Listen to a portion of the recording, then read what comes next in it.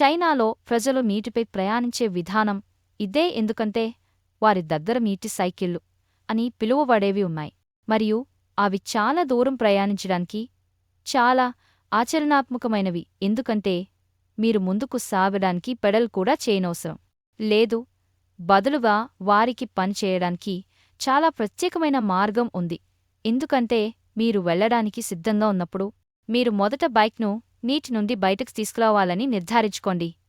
ముందు ఒక అడుగు ముందుకు వేయండి, ఆపై మీరు త్వరగా మళ్లీ బౌన్స్ చేయడం ప్రారంభించాలి.